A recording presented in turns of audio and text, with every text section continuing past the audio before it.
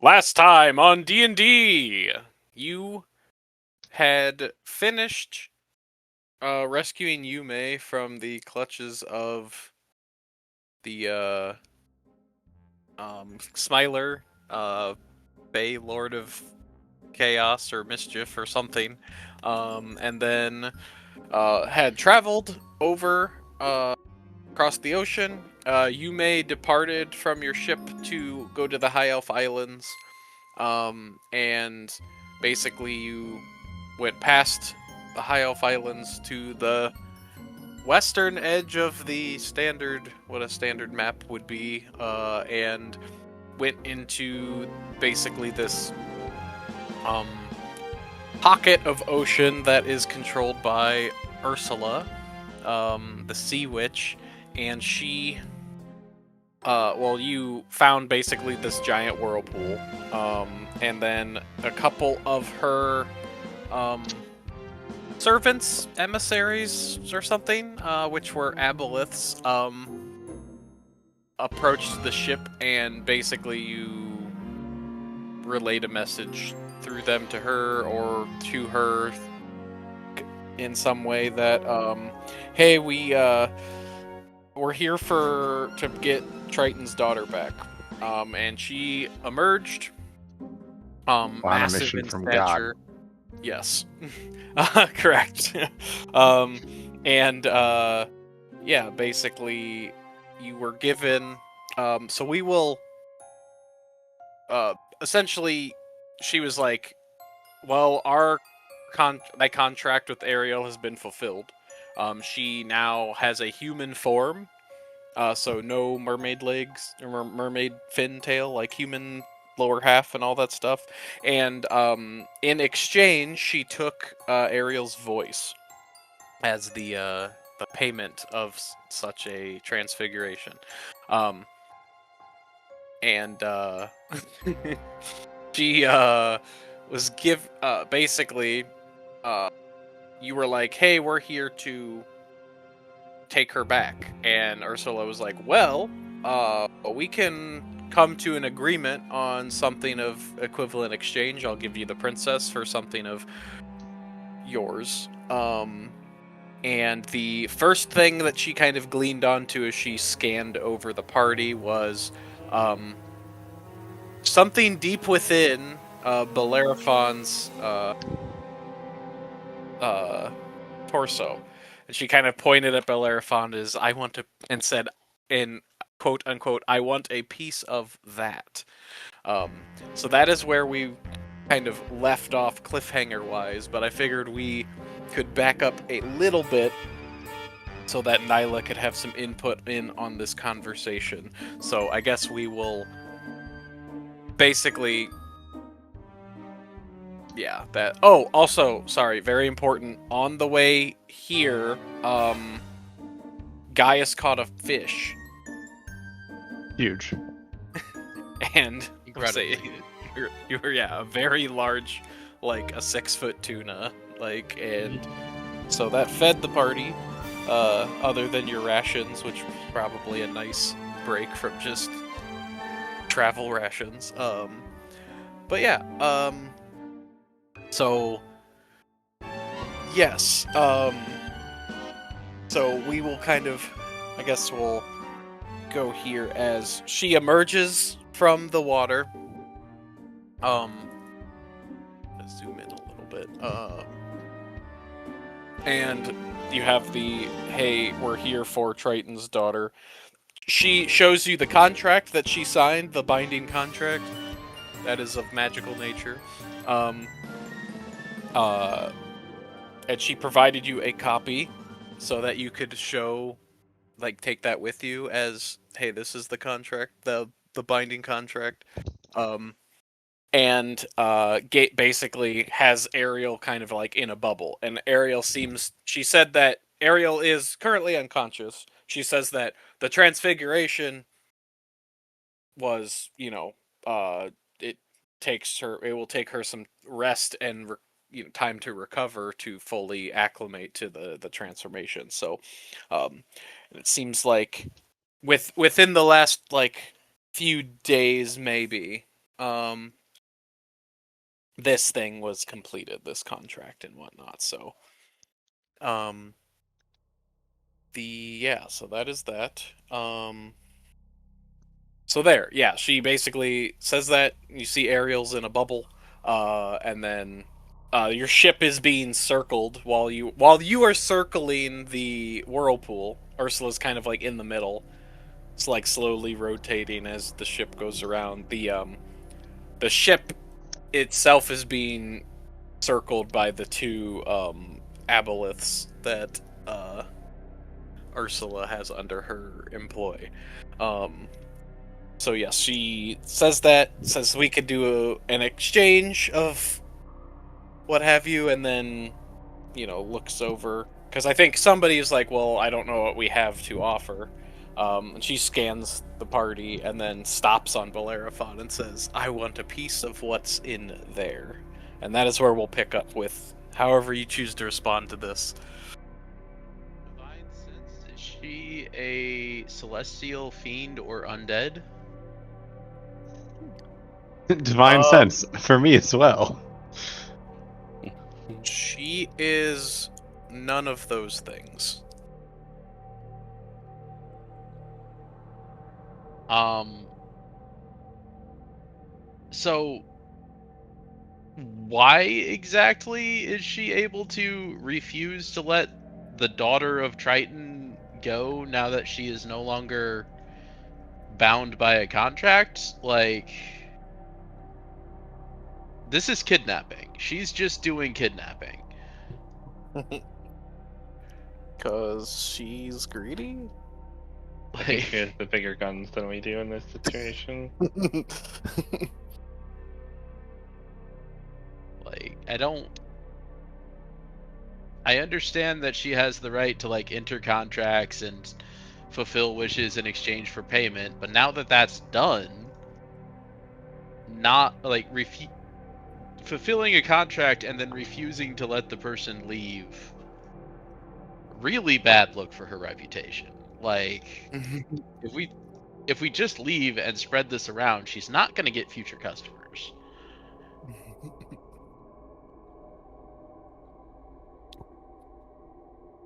Like,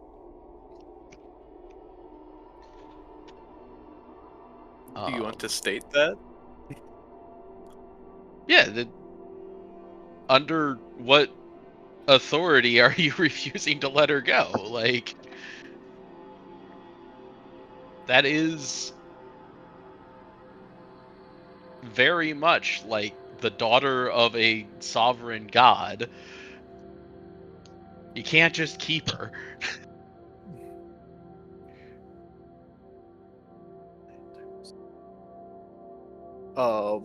Would you like to give me a persuasion check?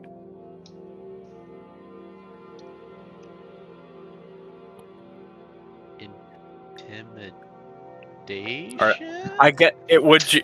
Are you? Are I'm you? calling upon a war Mhm, with Triton mhm. to leverage against Ariel. I guess I can roll persuasion.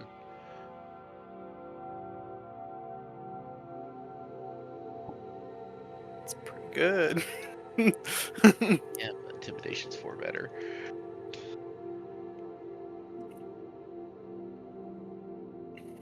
um, she kind of like pauses and thinks about it or whatever, and then she uh says, "Fair enough, but since you seem to care for the princess, so um, now if." think what would be the best how to articulate this. She would obviously be much more better at negotiation than I am, as personally.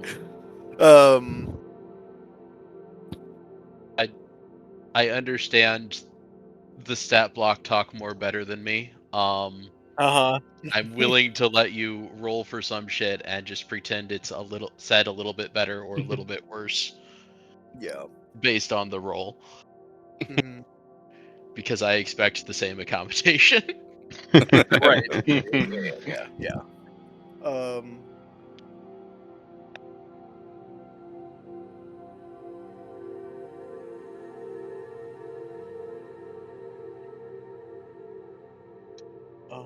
Okay, we're actually gonna do.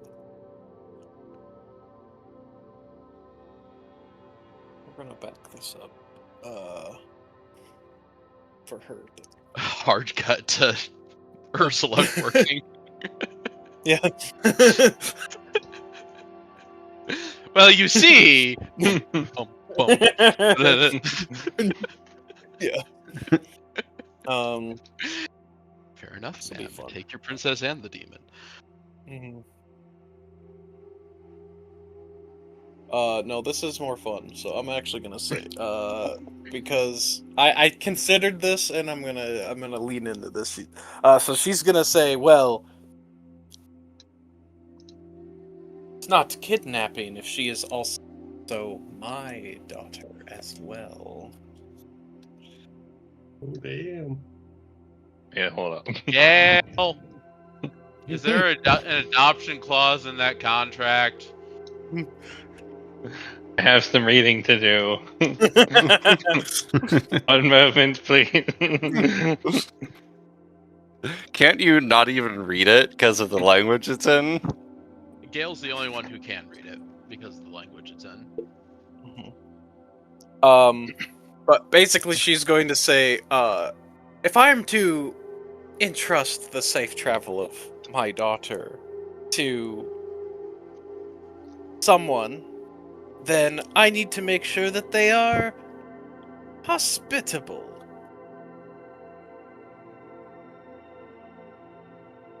Essentially, And she's your way of ensuring that is stealing something? yes. If you're willing to give me something in exchange for my daughter, to prove that you are of Gail, quality character. am I accidentally getting married? I mean, she said she wanted to what's inside of you, so no comment. I don't see any Well, options about marriage, at least. I Pretty would confident on that also, one.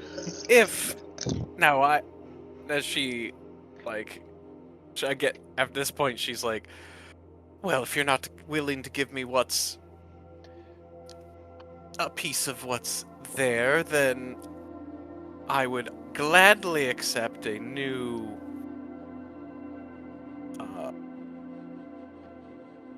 I guess I'm not sure what is uh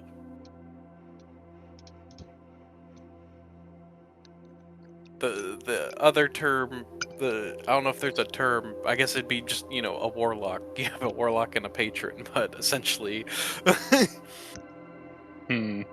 she would gladly accept a new Patrony? patrony, whatever the Contractor. verbiage. Yeah. Yes. Okay, I want to be very clear on this, ma'am. If I agree to this, what happens to me once we leave this area of sea?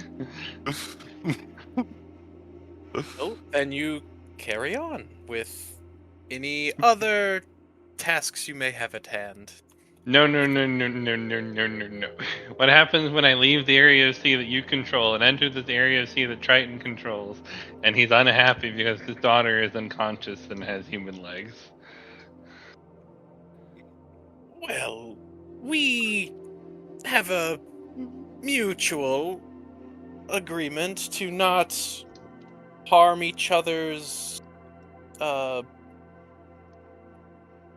followers. I stay in my section of the ocean, and he stays in his section of the ocean.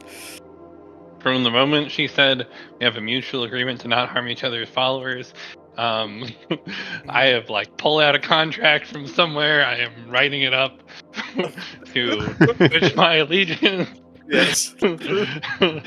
Away. No. Don't write it. Don't write it to switch your allegiance. Write it so that you're aligned with both, and so neither can hurt you. There we I go. like the way that you think. Ooh, that's kind of fun. So you have so you have two. Each big of them friends. only have to give you half the power they did previously. So they're winning too, right? And now my patron is the divorced couple of ocean gods. Yeah, correct. Who are also fighting over. How do you feel about shared custody? They use deception to help him write in loopholes so that neither god can one-sidedly hurt him. Okay. Give me some rolls for this. So I guess since you're collectively working together, you'll just roll with advantage on your. Oh, it's not a group skill check where different people choose Well, different I guess skills. actually and succeed that's or kind fail. of fun. I do like And the then group you- skill check. So if anybody wants to add a skill and explain what they're using it for, I will allow you to add it to part of the contract. Okay, Arcana makes sense for the magical nature. Deception. Bertold is helping with the how is this going to work? You're right.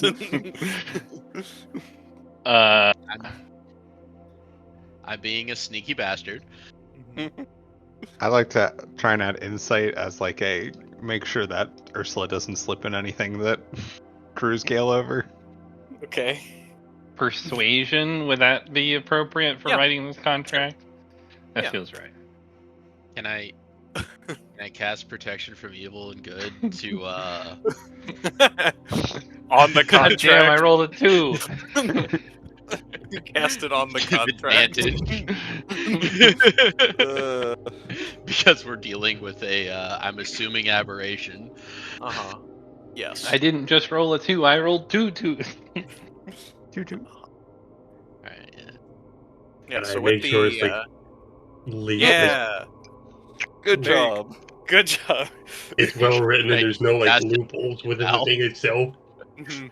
Yeah, you give it the second eyes over after Nyla goes over it, and you're like, oh, we need to change these two things. Apparently, I definitely needed multiple eyes on this thing, because Yeah. my writing was not up to snuff. Yeah. You were very ready for this to happen. Okay. So yeah, so it is nobody got any terrible rolls. So yeah, you get it in a spot that you feel good, and Ursula kind of slightly begrudgingly, but is like, this is acceptable, and will accept the contract and be willing to sign it as you sign it as well. All right. So you both sign the contract. She snaps her fingers, and it glows, and a copy of it is made, and she keeps one, and you get to keep one. Then she says, "I'll be talking to you soon." And she sets the bubble with Ariel in it down on on the ship, and then she sinks back down into the whirlpool, and then the dark shapes of the aboliths slowly sink down.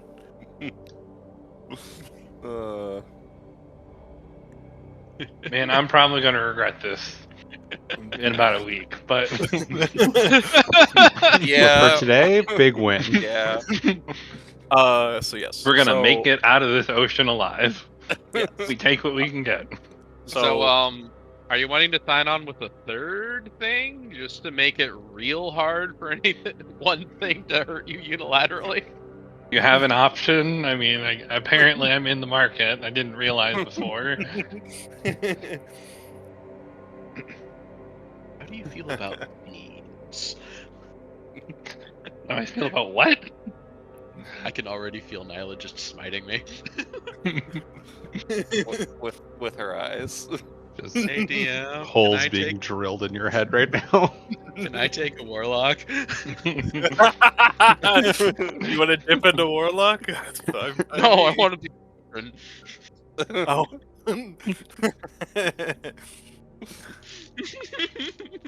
I see. That's funny. I mean, That is, you I am could. saying this as a joke, but like if you want to An give Ryan option. the ability to replace one fathomless feature with a fiend feature because I'm one of the patrons. Oh no. So, would that make like would that make Gale and Dazzle like step familiars?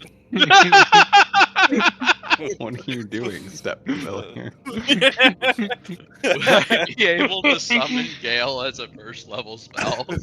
Oh no. Shockingly powerful. No, wait. This is perfect. I get you to be one of my patrons, and I get another mage to be one of my patrons, and I can do instantaneous trade travel by having you summon me between two different places. Yeah. Amazing. This is what warlock packs were always meant to be for. Yeah. Capitalism.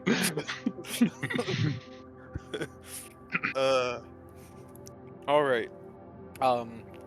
So you are able to break off from the whirlpool, and as you are exiting, like eventually you go through this like thick fog again. As you are now becoming unlost. As you proceed, and you are able to eventually you break out or whatever, and you are somewhere in the ocean, and it is as you break out through this fog, it is you just see above you the vast of night, as you know, just a sea of stars reflecting off the ocean. So if anyone who wants can give me a survival check to kind of try to pinpoint where you are. Gale, you would have advantage since you're on the ocean. Okay, that's good. I'm not completely hopeless. Okay, so yeah, pretty much I mean, it would everyone's have been funny. You're Yeah. just so busy salivating over your own contracts that you're like, "Where are we? Water." God, I'm so smart. I'm so good. Fuck. Oh my god, yes. Where are we?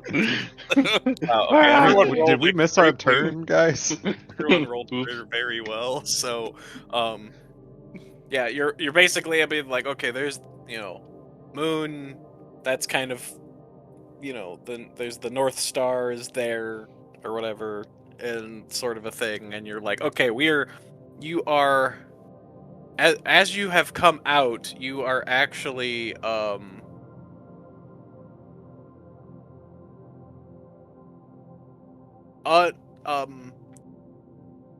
you are actually, where you pop out are actually north of the Emerald Isles, and you're very certain when you entered her domain you were south of the Emerald Isles. Uh-huh. Cool. So you are like, yeah, somewhere in this vicinity, based on like the way it is, and you can honestly, you might be just close enough where on the horizon you can see probably one of the northern islands.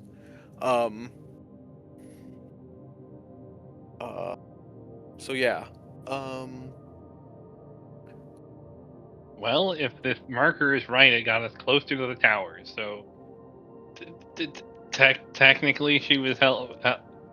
Okay, no, I'm not going to do this. I'm not trying to argue for this new patron. Ah!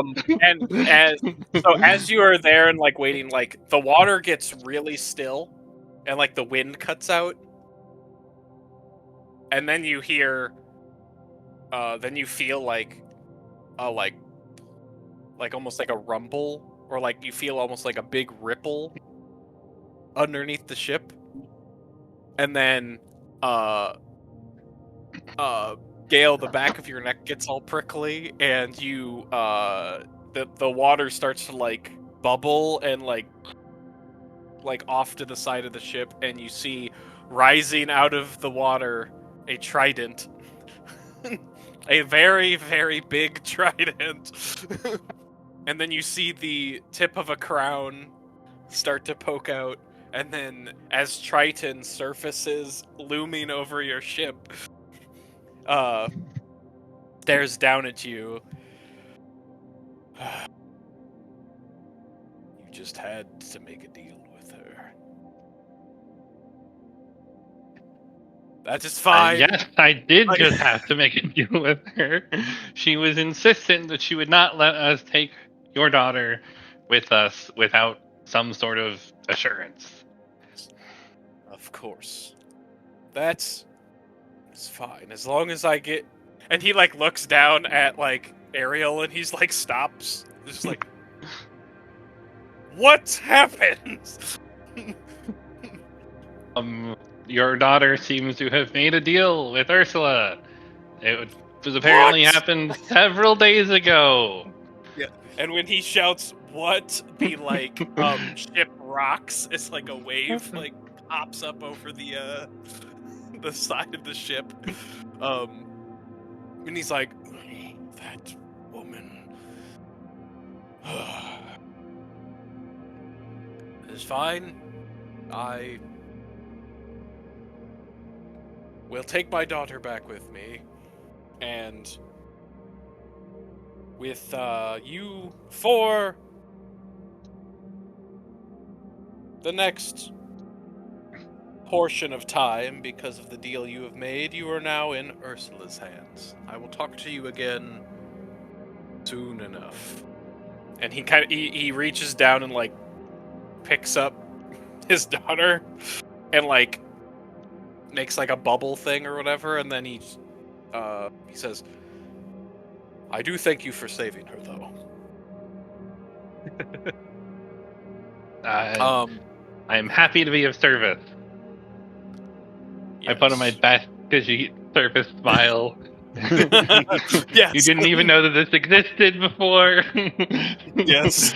Like, This Khajiit definitely has wares.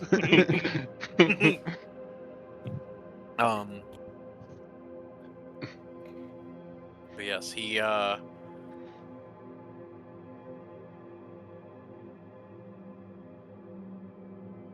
will pull and says, "This may or may not come in handy." And he like flourishes his hand, and this in his hand there's this amulet looking thing that looks like a sand dollar, that the collar looks like it's made out of seaweed, and he hands it to you, and then goes back into the water. So whoever wants to take time to identify the magical amulet. I'm just picturing the Gale just immediately collapses once Triton is no longer visible, and it's like, Yeah. I'm so glad this boat is so much more sturdy than the last one. Yes.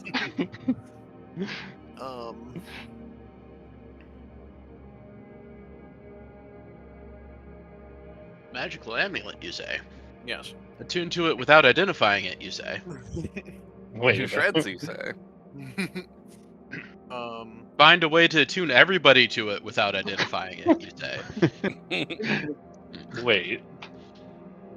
Everybody I would means like to the identify. entire population of Defender City, you say? Yep. I would like to identify the magical item that my patron has handed to me Yeah. that perhaps will not kill me.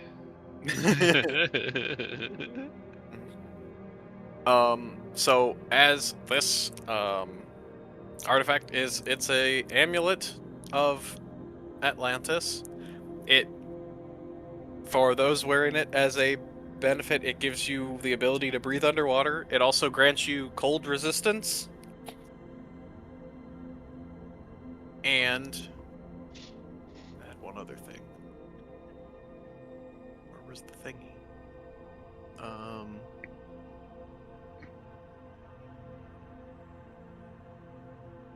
Oh yeah, it also gives you a swim speed equal to your move speed. So you're saying it has 3 features that are already given by the Fathomless Warlock. Yes. Do you I have will- all of I have all of All those. of that. I will happily All of that is hand this part of off. Fathomless Warlock. Okay. Would someone like to be a baby Fathomless Warlock? Actually, I no. wouldn't The say Fathomless no. Warlock's move speed is 40 feet, so that's slower. Okay. Well, to be fair, I found this thing and was like, oh, that makes sense. It was like, It makes sense. It's a reasonable magic item that would be useful for a character that is not that my wasn't you. character. That wasn't you. Yeah, okay. Okay, I will think of something specifically that would be better for you. Okay. Because it was presented to you as given. You could just give it to somebody else if somebody wants those, but I will think of a better thing. Yeah. All 3 of those features are Fathomless features. Which is funny. I didn't know you got the cold resist. That's cool. I think that's level I mean- 6. I'm double Okay. checking on the cold resist, so I know I have with all the other ones. Yeah. Resistance to cold damage. When you're fully submerged, any creature that is also fully submerged can understand your speech, and you can understand theirs. Yep, there it is. Level 6. It does not mention languages, so I think the intention is it's just like you can understand it as if it's in air, but it doesn't say that. My assumption is the opposite, that it's meant to let you speak with ocean creatures. My assumption Like- was it lets things that you need lungs and air to speak talk while underwater. Well, it lets any creature that is also submerged understand you, so that could be like a fish. That's where my brain went. And fish don't technically have language, but fuck you. Oh, this is kind of fun. I'm thinking about making it just be a once per day use aqueous form, which is a spell that was in the Theros, Yeah, I'm familiar. which is cool. It would be. You could keep it as is and have it be Ursula is not a Fathomless patron and is stealing some of those features, and this is him giving them back. Well, then what features is Ursula giving me instead? Right. That's why I thought having them be a divorced couple made sense, that they would just give the same benefits. Just maybe some minor changes to. Yeah, you're staying with your dad this weekend. Yeah. Nothing's different. We designed your Right, room to be the exactly. same, but Very reasonable. But yeah, Flavor-wise, it makes a lot of sense for them to both be Fathomless patrons, and therefore we don't have to change the subclass. But if you really want to give this amulet, no. Let's see. Is there a S4? why are you giving me benefits as if you're a Mother of Sorrows patron? Oh no. do you want the benefits or not? Oh no. Yes, ma'am. I'm trying to see if... Because aqueous form is concentration up 10 minutes, one willing creature, plus everything it wears. Ends if you get incapacitated or whatever. You have resistance to... You turn into a puddle, is that right? Like a blob of water. But Is you have it resistance aqueous? to non-magical damage, acid and fire, immune to fall damage, saving throws. You have advantage on stealth, dex, and con saves. You move normal speed, can enter and occupy another creature's space and pass through an opening water can flow through. Advantage on stealth checks when hiding in a place where water might be ignored. Normal water and similar liquids render the target heavily obscured. Can you put that? I'm looking at this. I'm trying to find like an actual here. Is this the one though? Because the thing when I first Googled it, it's like doing the co-pilot thing where it's just giving you I the know. thing. So I'm trying to actually make sure it's. Yeah. Let's see. Look at this. Not hallucinated. It came to me in an AI's dream.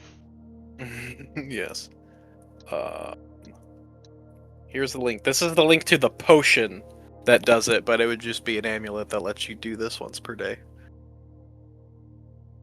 Cool.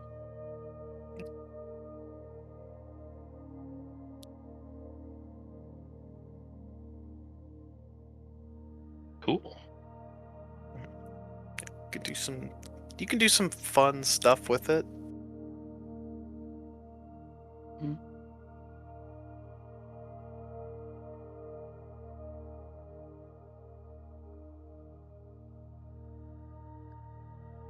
Aqueous form. Okay. With that out of the way, are you with that resolved, that mission resolved, I was going to have everyone get another level up, but we still have some sessions, so you can either, as we're playing, slowly do stuff, but unless something crazy happens, I don't know if there'll be a combat before you're able to actually, as we round this out. I guess it depends on what you end up doing, but I will say at least at the end of level this 11 session, wasn't enough, but level 12, we're turning around and kicking the ass of Ursula. I mean, that's I joke. okay. 11 to 12 is kind of big, although yeah, not as it big as isn't 10 to that 11, bump, but We just Level up signed my killing patron Ursula to cat. turn around again and kill Triton. Mhm. I think I'm getting improved Divine Smite at 10. I think I'm getting Paladin. weaker as we go through this. Wait a second. I'm losing patrons every combat.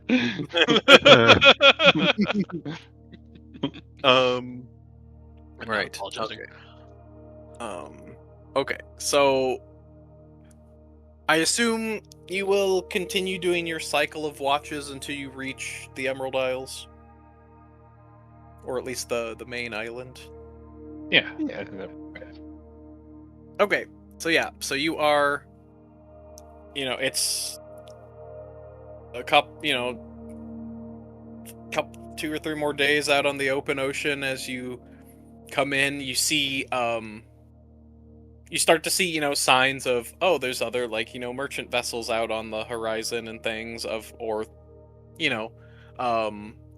probably going, between the islands and whatnot, but you eventually can see where you get to the mainland, and you can see this as you're coming up. You see, once you see the island, Gale, there's like a port in the north. And the port sits kind of off to the side, as there is a large cliff face that kind of goes straight up. And then you could see this actually probably while you were out from a ways, but the tower functions as like a natural lighthouse because the alabaster tower is made, out of alabaster and like white stone, and it is like bright enough when the moon hits it that it lights up at night. So like you could see it while you're a ways out. This tower it's going up. And you eventually get to where it is, and you can see that there's some fisher, like people out fishing or whatever as you pass. Basically all tabaxi here. So if you want to dock, the docks are massive. They go out like really long ways, so you could have like almost like multiple ships, even of your size, like docked, and then you walk like a long distance from out there to the mainland, like to where that sort of thing. But as you kind of pull up or whatever, Tabaxi's like, "Ahoy there!" Ahoy there! We're looking to meet what is the name of the guy who's gonna come meet us? Gus? We're looking to meet a Gus fellow from the Defender City. I don't know if he's arrived. Oh, yes, he actually arrived just this morning, or no, yesterday morning, mayhaps. I assume Convenient. Yes, he came from.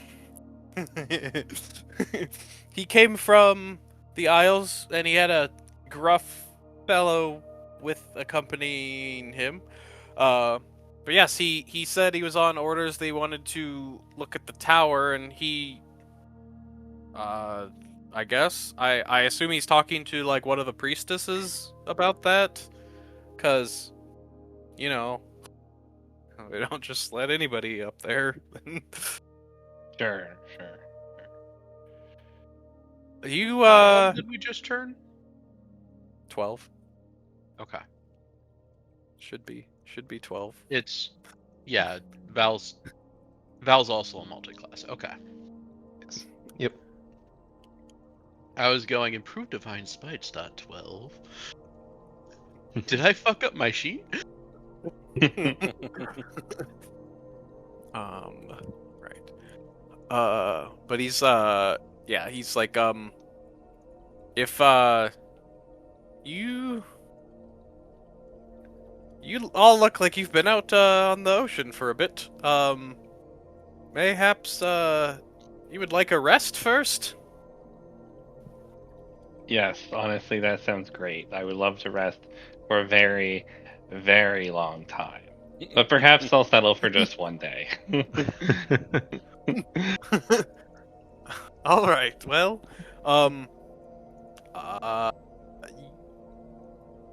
you're quite the crew. But we didn't write anything, question. He scans over Why the... do you need to sleep, question? Yes.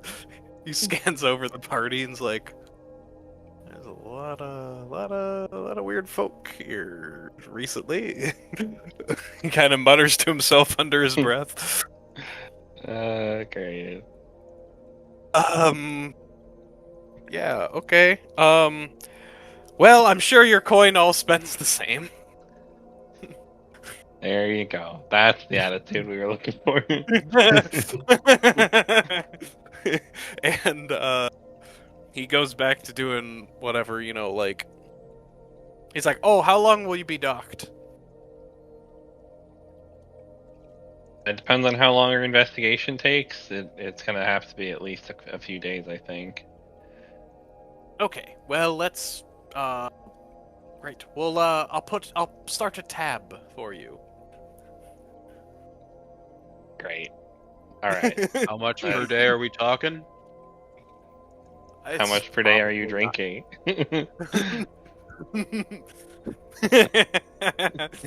It's honestly Well- probably not that. It's probably not much more than like standard docking fees. So like coppers. Mhm. Oh, hmm so negligible amount, but Okay. he's just doing that. Right. Yeah. So as you come to the dock, you see there's kind of like a main road. Like there's lots of shops. There's like a fish, probably like a fish. I don't know. Market, whatever. Mhm. There's things that as you come in, there's markets. People are trying to hawk their stuff at you, and all that good stuff. And then and then as the main road comes in, it kind of goes up this big hill, kind of like up through like this small, almost like a bit of a ravine that goes up to the top of the cliffs where the tower is. But yeah. So as you go through the dolls, go up this hill, you get past like the market base, and then there's like just at the edge of that, there's like inns and then residential stuff, and then like farm. You pass, there's like some farmlands in like the center of the island. Basically the Emerald Isles have like three major ports. That's kind of like where all the commerce takes place, and then the middle of the island, as it was a old, probably potentially like had volcanic activity at like one point. The on the center of the island, the soil is very fertile, so there's lots of farmland and sprawling farmland kind of in the middle, with residential and towns and stuff mixed in. And then at the north is the tower, and that is kind of like revered as like a holy site, and has been for centuries. And that is where the priestesses go as like part of like it's like not necessarily like a pilgrimage thing, but that's like where they're trained to commune with like the ocean and things like that for seafaring stuff. And that's where people take like offerings and things like that to basically as a monument to the sea, but also the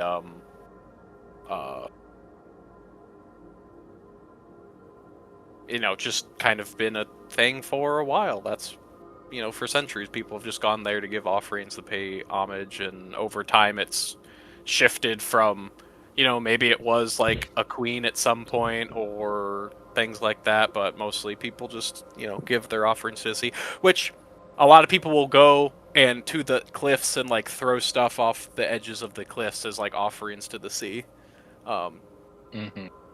things like that. So yeah.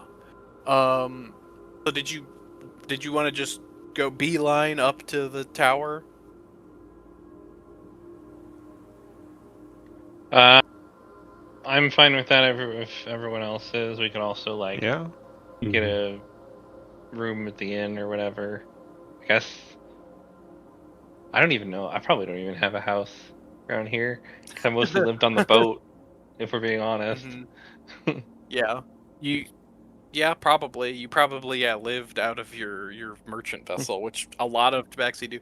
It's like there's quite a few tabaxi, and most of the, unless you're like a farmer, you probably live near the coast, like in like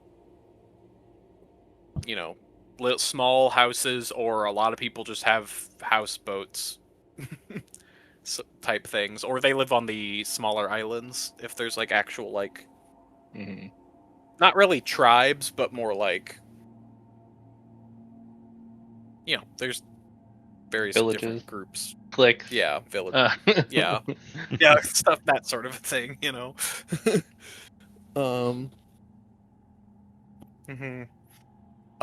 Quite.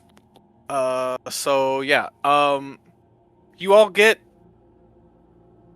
some looks, but it's like whatever. You're more treated like tourists, other than Gale, who people will like talk to you in Tabaxi and stuff like that, and be like, Mhm. try to make small talk with you, like, how's the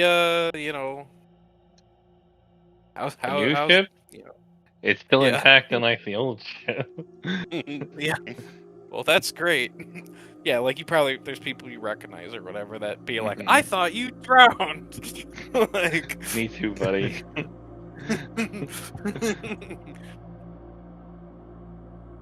Yes, I'm sure I get along swimmingly with my good Yeah. friend.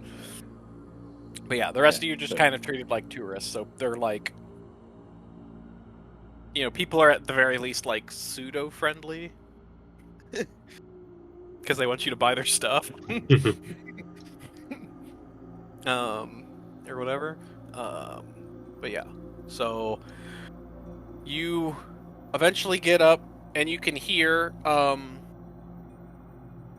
as you kind of approach, you can see standing in a ways out from the tower or whatever, you can see people are going to and fro, and there's some people like around, but you see a priestess, so Tabaxi, in like these probably like either like a sea green or like a sea foam colored, like almost not silks, but like gossamer type gowns where they're a little bit see-through, but they have these long gowns or whatever, and you see that there's like three of them, and they're standing there, and you can see Gus, who you recognize, and his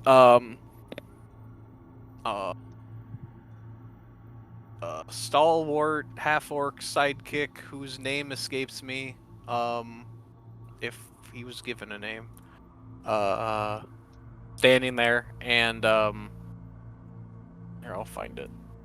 I wrote this down at some point, I think, hopefully. I'll look for it. It's not super important. But yeah. So you have, but Gus is there or whatever, and he's like, you can tell from mannerisms and things as you're approaching that he seems to be like trying to bargain or do something to like be like, I need to get into the tower, and you can see that they're kind of like not having it. Sort of thing. So as approach or whatever, up behind them, you can hear him state, as I stated again, I am on business from the wall. This is a matter that is not just important to me, but is important to Ryu and all of the realms. I must get into that tower. And and they just kind of stand there, like looking kind of, very like stoic, and then they look over his shoulder at you all as you approach or whatever. And he turns and he says, "Oh, thank you. I'm glad you were able to arrive. It is quite the harrowing journey for us. Our ship nearly didn't make it across the ocean. I assumed you would have been here a week or two ago. By the time it sounded like you were leaving. Well, we that left doesn't from the matter. Underdark, sir. How do you think we... How far away do you think that is? We've had quite the journey to get here. Well, Yes, I'm sure you have, and I apologies. I guess I'm just like, happy that we were able to be here at the same time. So, sorry, I don't want to bombard you with questions. We can save time for those later.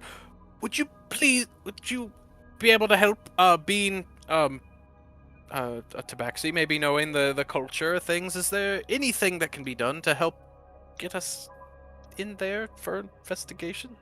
Okay.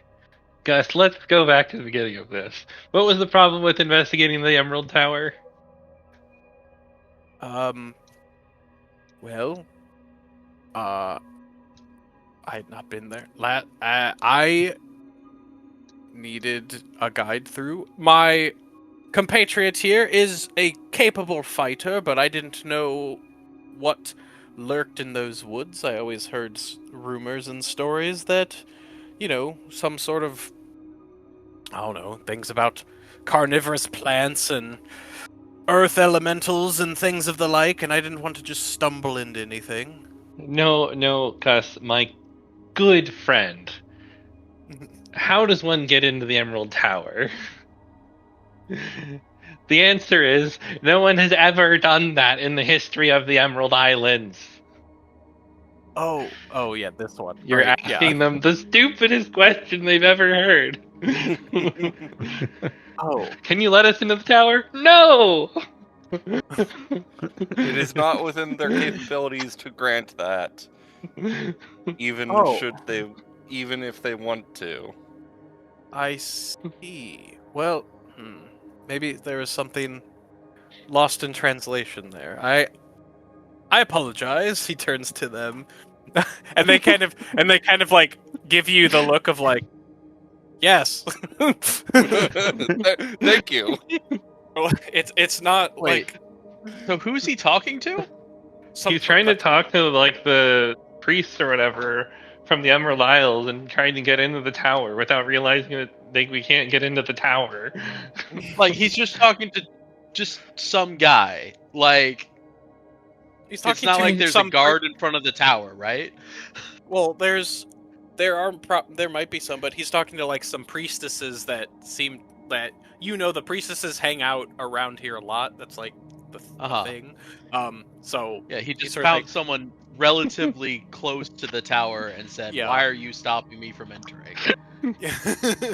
and I he's have bad news, everyone. Our boss might be stupid.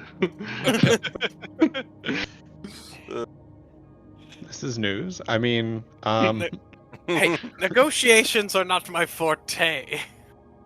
I'm a man. yes, well, we all have our strengths, don't we? Are you sure? Gil, do you know why no one has ever entered? This level of detail might be a little bit more than I can recall off the top of my head, or out of character.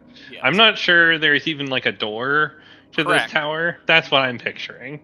You Like, there's walk just up and nowhere there's, to enter from. Like, you walk up in the tower, it looks like what you would normally expect, like a tower. It looks like the green tower, but white, like alabaster with like green accents. But there's like no door like that was on the other one, or like windows. There's like etchings in the stonework and stuff that just kind of go up, and sort of a things. Go ahead, give me a perception check. If anybody wants to. I'll give you a history check. I'll see shit. Right. I think Bellerophon got a crit on the last tower too, which is really funny. It's also pretty flavorful. Like Man I might knows just his straight up powers. remember how to get in here. Yeah. I just look over there. It's like it's the same tower. It's always. Yeah. Bellerophon is just like, okay. oh, you don't know how? Gets in. Yeah. Well, yeah. You walk up and you see. So Bellerophon, you notice like immediately, kind of how you looked at the Emerald Tower. You're like, oh, these symbols and stuff that are etched into the stonework. It's like, I recognize those. And then you're like, we have two pieces of this thing, your symbol and the symbol from that. Like, it's like, and you're like, you can kind of like trace the things where you can see where it is, and you're like, oh, this is probably what this part of the symbol is from this thing, based on how it would intermingle with the other pieces. So you're looking at it and you're like, oh yeah, that, and you're like, you might be able to get in. Either there's some sort of like incantation or thing like that. So I guess give me an Arcana check, Bellerophon, to go along with this. Yeah. You're like, there's probably something we have to do, but you don't know. You just like can't think of it right now. You're like, the other. I mean, like, at the Emerald Tower, at the Green Tower. Yeah, the dragon was just like, yeah, you guys can go in, and like allowed you to go in or whatever. So there's probably some sort of magical thing that needs to be done. You just have to figure it out.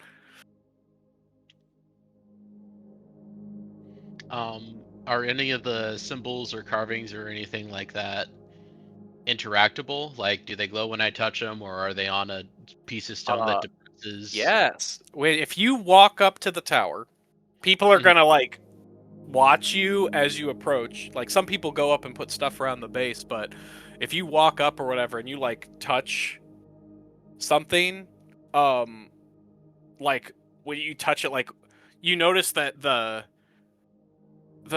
etchings, they kind of like flow around, like through each other. So like as you touch one, it lights up like a whole like vein as you touch it, and everybody's like like, there's like a collective like gasp or like sound of like awe, and like the priestesses are just like staring at you, like in a sense of like, we don't know, like we're genuinely curious, but we're also kind of terrified about, like, because nothing for like centuries, nobody's been able to like get any kind of response from this tower.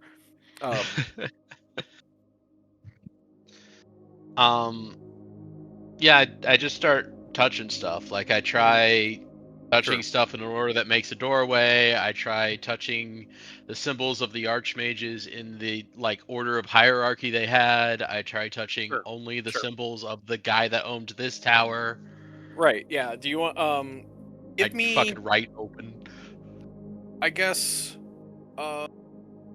Sure. Yeah. So you try a few things, and you realize, you're just lighting up. Certain things are lighting up as you kind of, branch over them, and you start to think, and look down at like your symbol, and then you kind of touch the pieces or the etchings that you think would make up, like this part shaped like this, like things that you think would make up that piece of the greater puzzle, so to speak.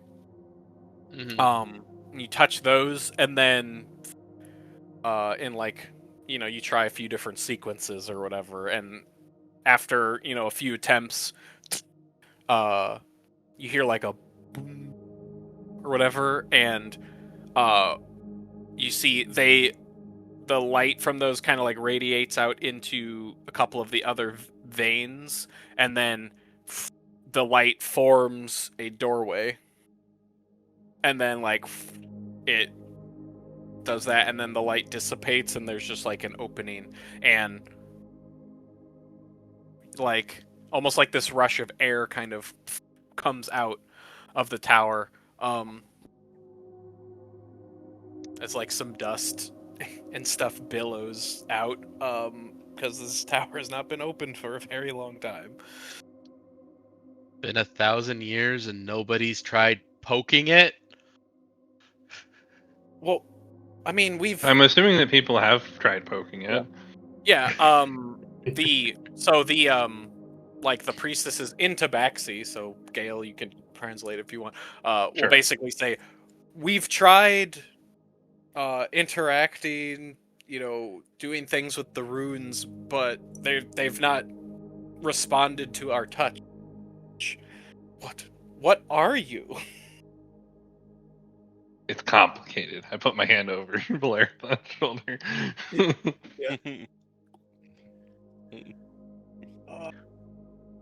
And they're just kind of like awestruck, and like you can see that there's like an apprehension like around where like everybody has like it seems like there's lots of people here that want to like just kind of rush into in there, but also everyone's just kind of terrified and doesn't move.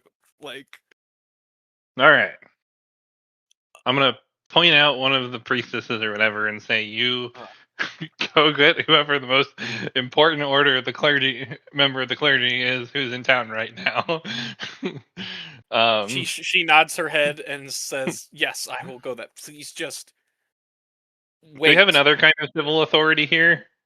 Is there like a governor or whatever? I don't. Yeah, probably. I mean, like the main island, it's yeah, like each island probably has like some sort of like chief type person who's like it's clan based. Okay. So like there's probably heads of the clans, but there's probably like one person who's like like it's probably like a council of all of the clan heads, and then there might be like one like mediary person who's like not with any specific clan, who acts as like kind of the main head.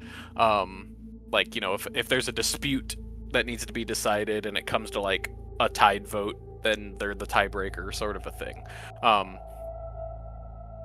And yes, so Grab the nearest guard, tell him, "Hey, go notify the council." yeah, and he's like, okay, yeah, multiple people run back to town to go do all this things, and they said just wait, and we will, once the officials are here, we can discuss this. I'm going to stare deeply at Gus because I'm assuming that he's not ready to run directly into there. He is almost salivating. But he respects. He looks at the tower or whatever, and then looks at you, and then he's like, puts his hands up of like, I will be respectful, and just kind of. That's good, because I was about to ask Nyla to hold him down. I will put a hand on Gus's shoulder in a like not unfriendly way, but just in a like grounding way, and just say, "We're going to do this right, Gus."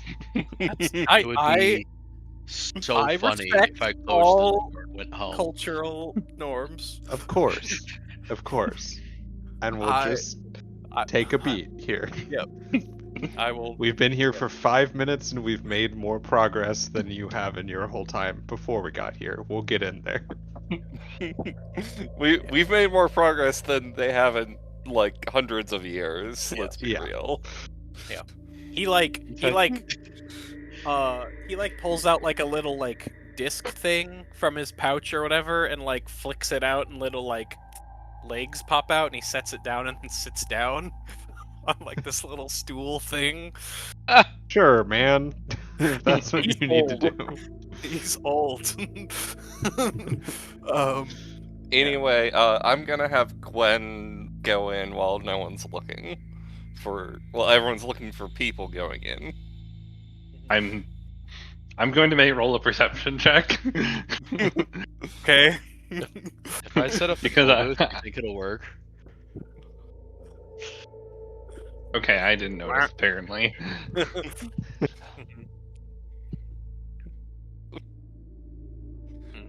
And but the whole time, Gus's like bodyguard is just standing there, crossed-armed, just like kind of by him, just doesn't say anything. What that Gwen doing? Right. He looks inside briefly and comes back out. I just wanted to get an idea of what was inside there. Oh, you just had the spider skitter over there. Okay. Like Uh, just the yep. the most basic scouting. So it pops in. You see as you go in there's this big spiral staircase that goes up, and it seems like there are different floors. So just on the first floor, you can see what looks almost like um maybe like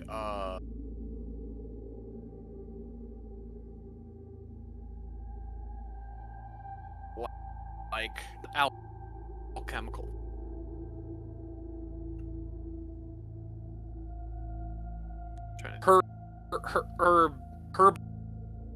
Herbalism, like, there's like stuff that like there's stuff that's like rotted, from like, but think that looks like this would have been like somebody who made like, poultices or things like it looks like a very archaic like like hospital, almost like what you would think would be a place of healing, but old stuff.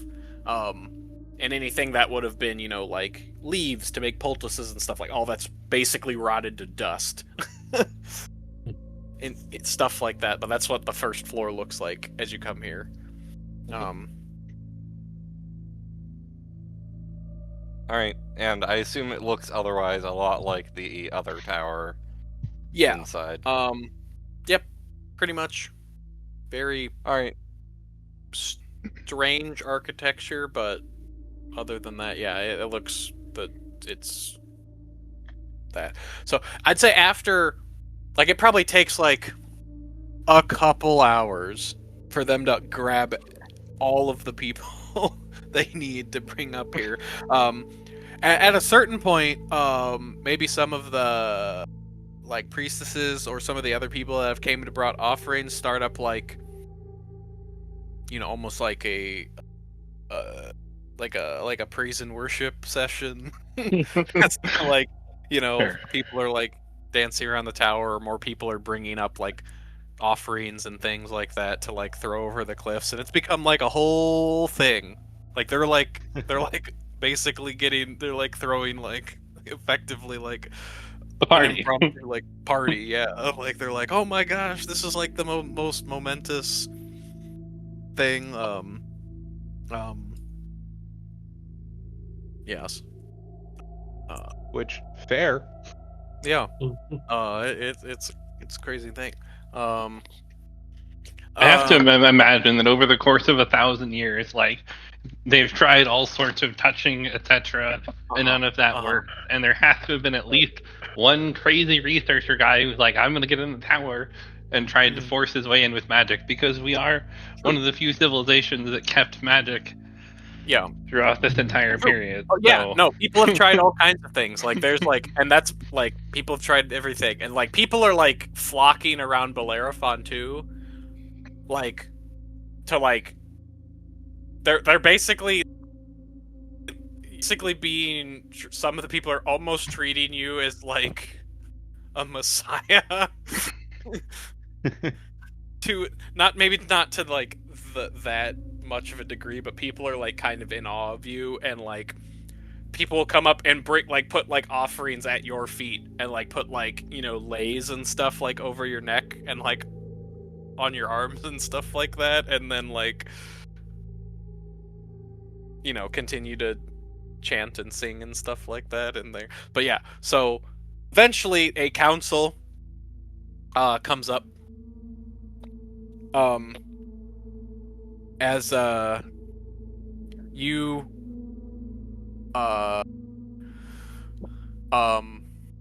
Bertold, you recognize one of the, well, also Gale, you know this person too, but you recognize one of the people who comes kind of staggering up the hill as Casimir, our lovely drunken monk tabaxi pirate captain.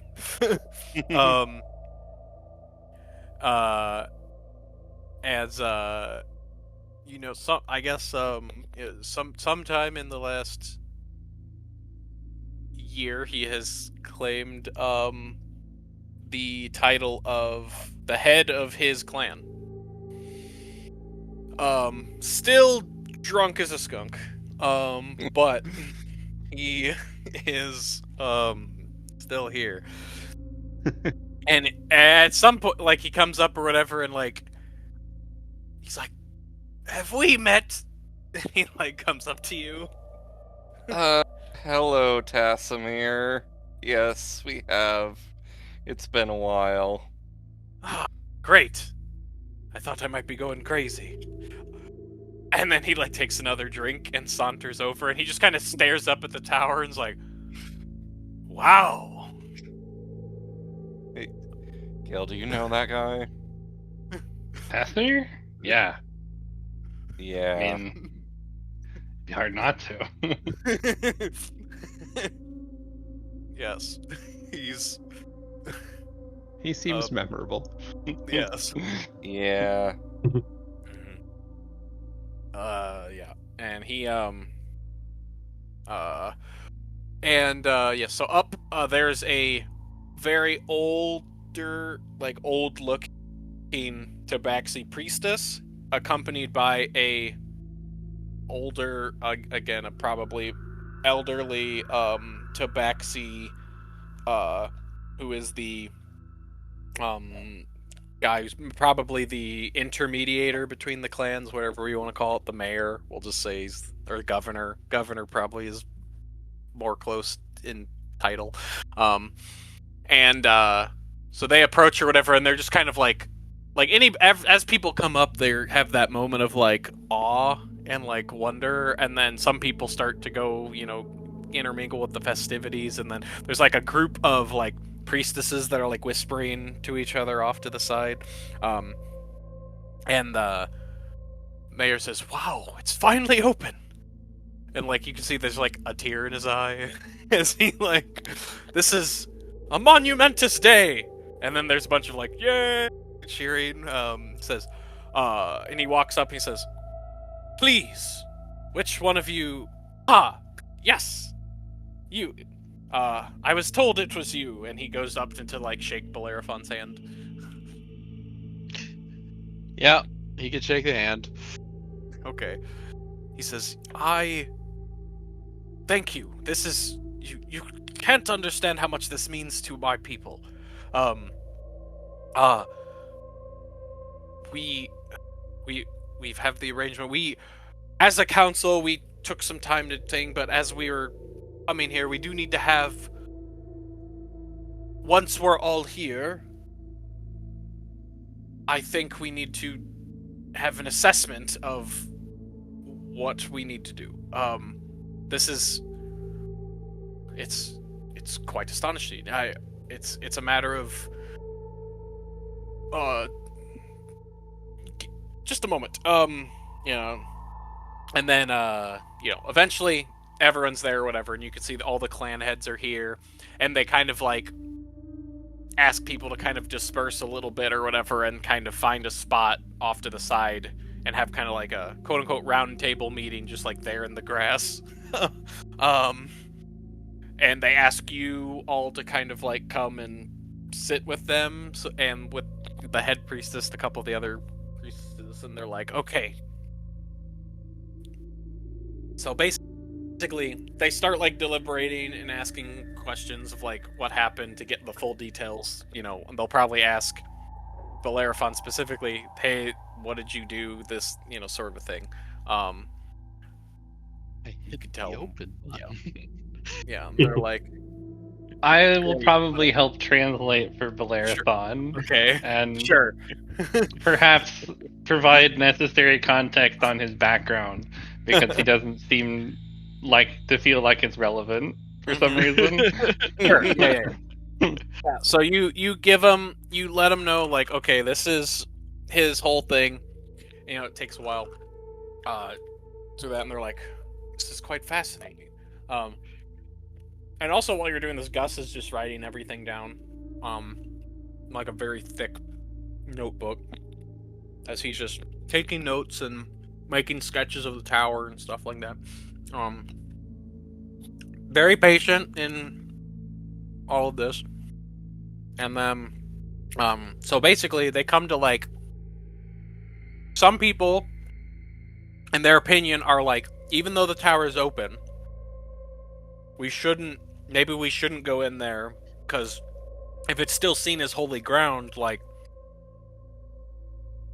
not everyone, like, you know, some people are like, well, maybe only the priestesses should be able to enter this place, or that sort, this sort of thing, or it's like, we also just don't want to go in and like ravage everything. Like, we need to take time to like document like what's in there, what was the, you know, maybe actually figure out what was the purpose of this place, like what was all of this stuff, and this sort of thing, and yeah, so there's, if anybody wants to give input or ask questions about it, it basically, it's hinging on a point of like, okay, do we, like, there's a lot of bickering of, okay, how are we going to do this? And like, some people are like, we should just go in there right now, and some people are like, well, no, we should wait, we should do all this stuff. And it seems like the conversation is starting to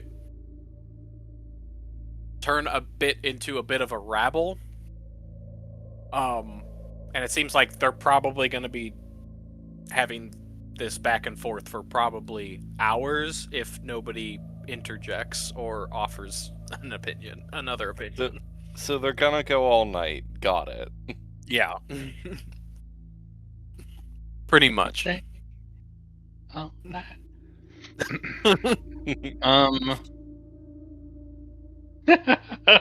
Wait. Okay, Belerathon isn't getting any more translation help.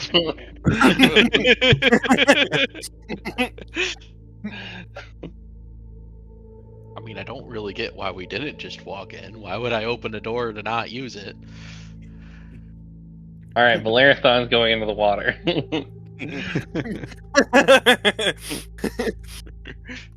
Oh, sure. This Let me is- just close this door first. He just walks in and closes Wait a the door minute. on you all. See you nerds. I probably could. It would be so funny.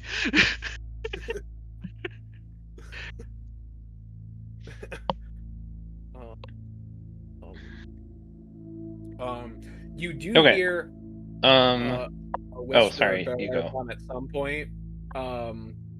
You hear the little whisper of Dazzle in your head. He's like, you know, boss, I could just pop in there, look around for you if you want. Up to you though. Up to you though.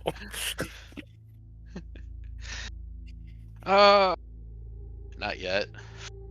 If they Alright. decide to not go in, we'll do that. But like, I'm concerned that Nyla's gonna get uppity that you got first look at anything in there.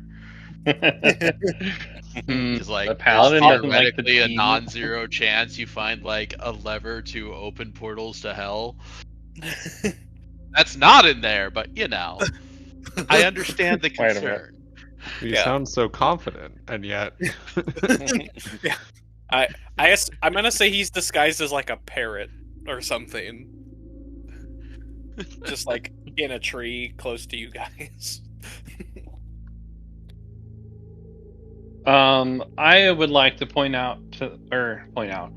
I'd like to share with the people present about how we've actually been in one of the other towers, and again a little bit more about Belerathon's history and like the history of the towers.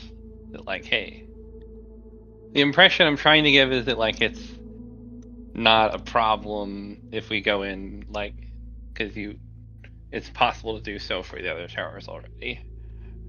I'm gonna roll for it. Sure. All of my rolls have been terrible. And that might have been my best Can one I all give the night. help action? Yeah. I'd like to help by chiming in, and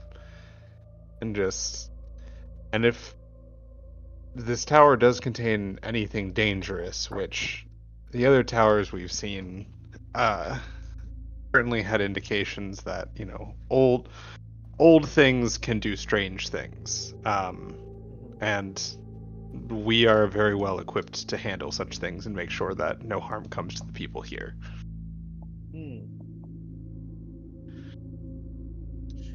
Just sprinkle like a little bit of fear on there. Just a little bit of fear. Sure, yeah. Okay. Sure. So with the 23 then, they deliberate a little bit longer and talk back and forth, and they're like, okay, I think to not hold bias between the clans, we will allow the head priestess, Mr. Bellerophon, and If you want to make sure that things aren't disturbed there, we do have a professional researcher on hand who's not affiliated with any of our clans. I point to Gus. And Gus is like, yes. And I'm sure that if you explain things to him slowly, he'll understand them. Yes. He says, I will not touch anything. I will merely record. I just want him here for purely academical purposes. I will not remove anything from the tower or disturb anything there with it. And they also, it would be good to have, because you've kind of helped negotiate this and you're with Bellerophon also, they said, why don't you, Bellerophon, this Gus fellow, and the head priestess enter? Now, Gil would be happy to go inside, but if they are trying to not provide bias to any of the clans, I am Gale of the Purple Wind clan, and I am the direct descendant of the matron of the clan. I am the most biased person here in this party as far as clan affiliation is. They probably would not have you go in then. They probably would have been like, oh, you're probably supposed to be here on the council. Yeah, I am probably participating as a full member, not just as a translator. Correct. Yeah. Okay. Okay, well, they will allow those 3 people to go in and they state, if you think there is threat of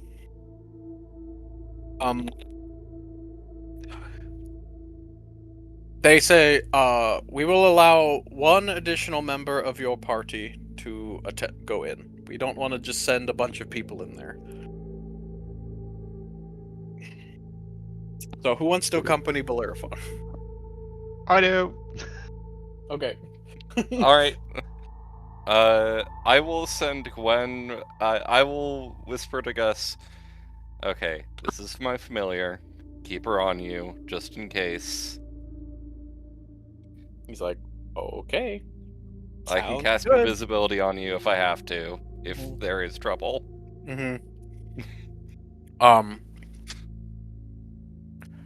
He turns to his half-orc friend and is like,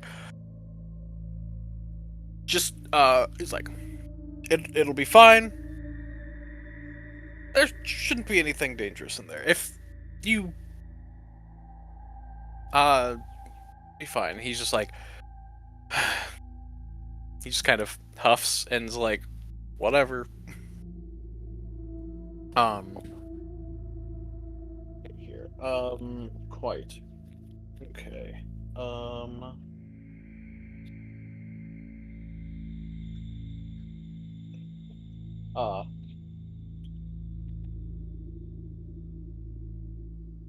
Oh, I found his name. It's Augustus Theron, and his retainer, his name is Remy. Remy. Yes. So you enter the tower. And people are like cheering, like woo, doing things like, doing all that stuff. So you go in again. The first floor here looks like um a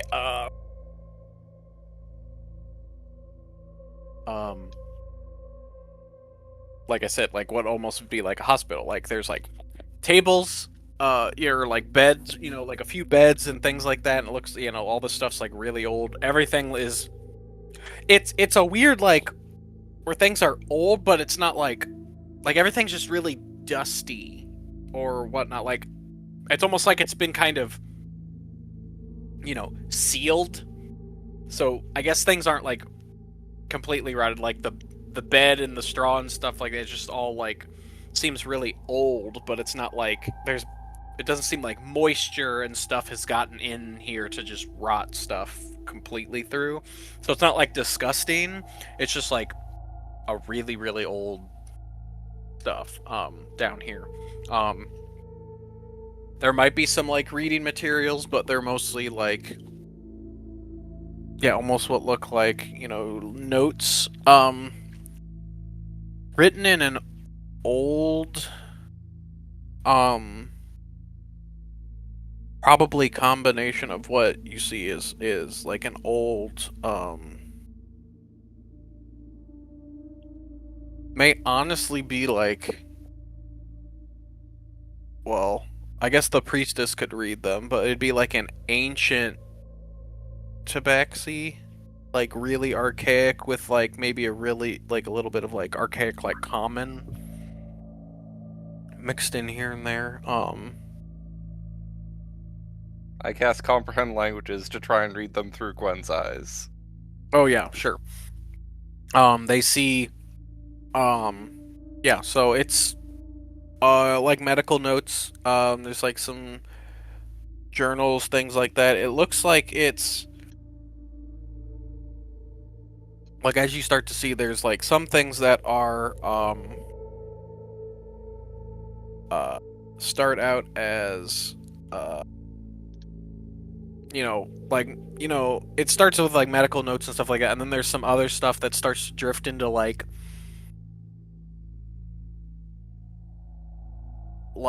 weird like medical procedures and like something about like like the arcane. Also lots of notes on like cats,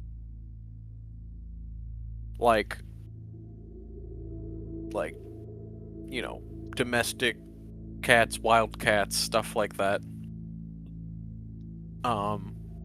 And that's what you find here on the first floor. And the priestess goes and like looks through a lot of stuff, does things, and then yeah, Gus kind of writes everything down. He tries to like transcribe some of the stuff. If you I guess you can't speak to him through Gwen, right? No. Okay. I'm just watching him draw things down poorly, I assume. Yeah. Hey, Sam. Yes. Were tabaxi a thing last time I was awake? Not that Like you... as a species?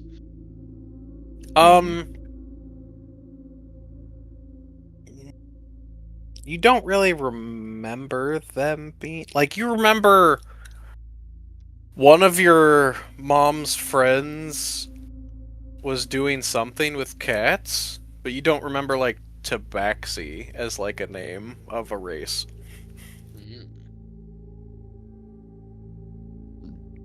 So I wasn't aware of cat people existing until I saw Gale?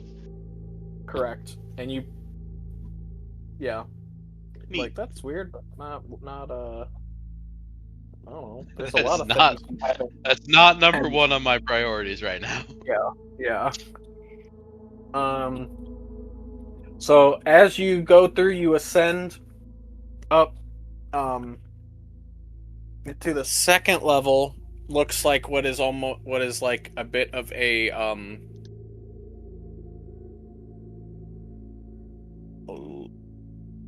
because the tower gets narrower as you go up. You see the second level is what looked to be like an old library. So a lot of the books on all kinds of stuff. It's like a well-loved library. Lots of stuff on wildlife, the sea, stargazing, all this stuff, but there's also stuff on like there's some stuff on like transmutation magic and biology and chemistry and stuff like that, like stuff that seems like more advanced than you was assuming would be possible. And it's just like the priestess is kind of lost on some of that stuff. And Gus is writing all this down. You see that there's also a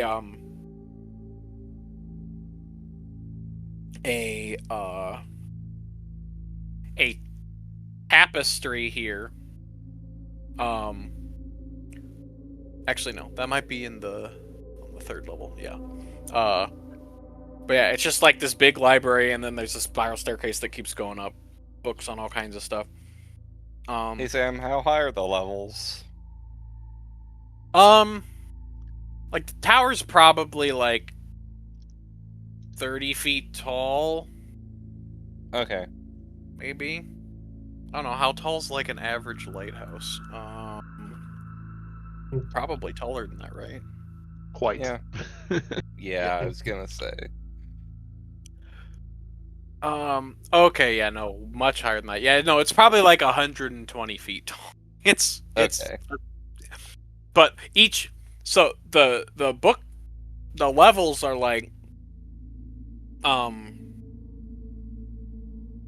the first level is probably like 30 feet, then another like 30 feet. So I guess it'd be it's probably like the middle level might be the tallest. It might be like 60 or 50 or 60 with the library, because and there's like bunches of bookshelves. There's some bookshelves that are like empty, things like that. There's also stuff here in the middle that looks like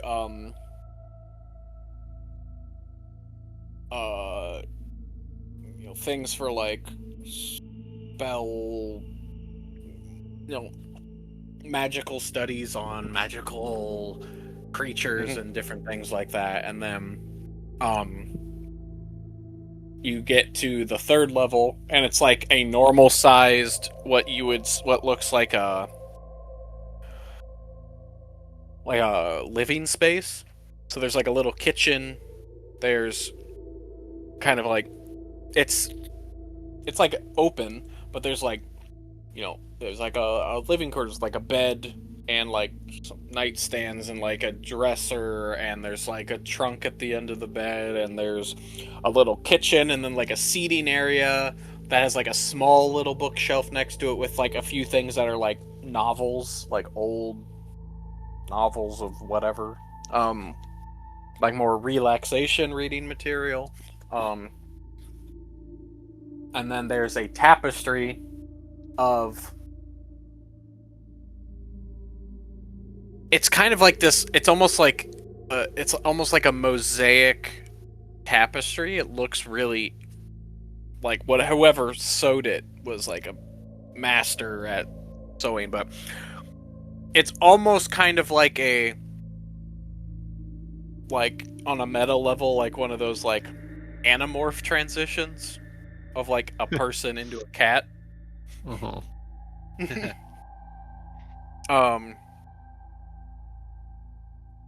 And then you see there's that, and then you see a painting that is old, and there's like a big claw rip across top of it, so it's like like kind of like the face and like part of the upper body is like gone. Like you can't see. There's like a big rip taken out of the painting. You can see a feminine figure in like long white robes that have like pockets of like with like, you know, medicinal things and stuff in them.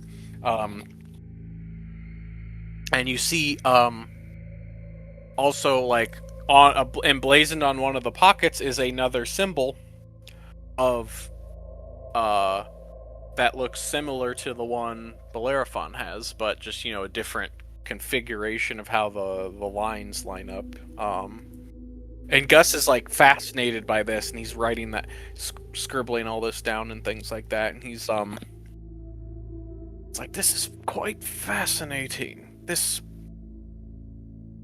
I don't want to assume, and I'm sure you all came to this conclusion, but this must have been the whoever dwelled here in the tower, or someone they were very fond of. I don't know. I don't think that many, unless it's like a household thing or royalty. I guess most people don't have giant portraits of themselves unless they're a bit of a narcissist.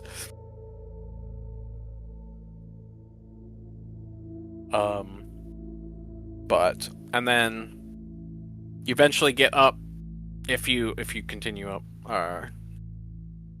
I think if there's another level, Gwen starts to get cut out. Because the range is 100 feet. It's why I was asking. Yeah, so the top level, you get, like, static, basically, as they ascend.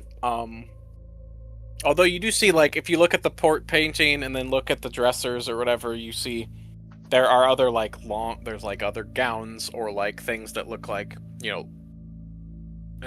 some, whatever, like, a medieval lab coat would look like, stuff like that. Probably, like, those, not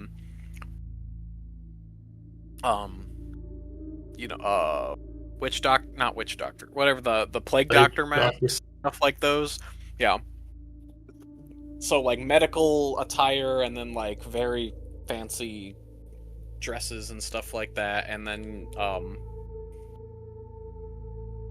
you actually see that, looking at the painting, you actually see there's a couple more spots in the room that there are, like, deep claw marks in the, like, over there in the carpet or on that wall. There's, like, a small one. And then as you kind of go up, you see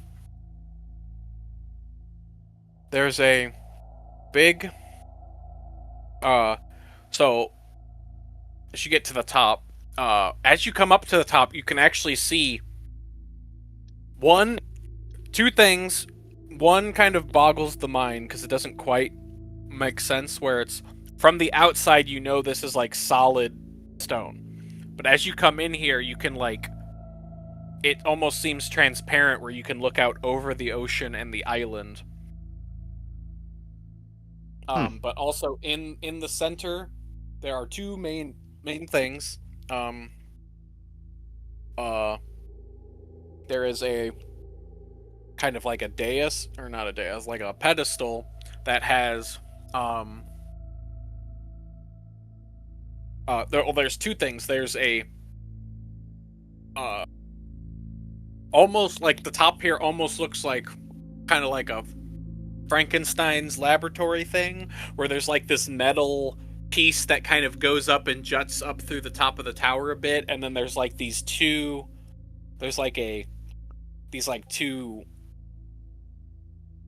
bed things that are like connected, and you can see there are like claw marks and whatnot on it, and you can see that there's a hefty journal, and then there is a notes there's like scrolls or what almost looks like a blueprint type thing.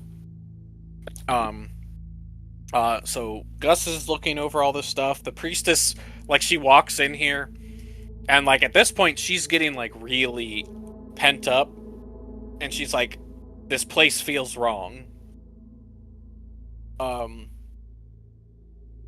And she starts looking. She like very gingerly starts leafing through the thing, the journal or whatever, and then like at a certain point she just kind of stops and drops it, and like falls on the ground and thing, and she just kind of like stops and kind of scurries down the steps. And if you Gus is like looks over at Bellerophon, and is like, or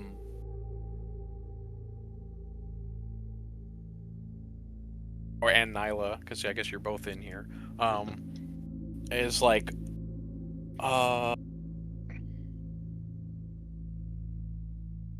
should someone go check on her? That Why? seems prudent. I'll go check on her.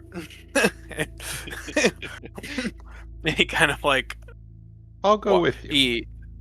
Okay, great, wonderful. He goes, so Bellerophon, if you're here, what do you want to look at while you're up here in this top part of the Alone.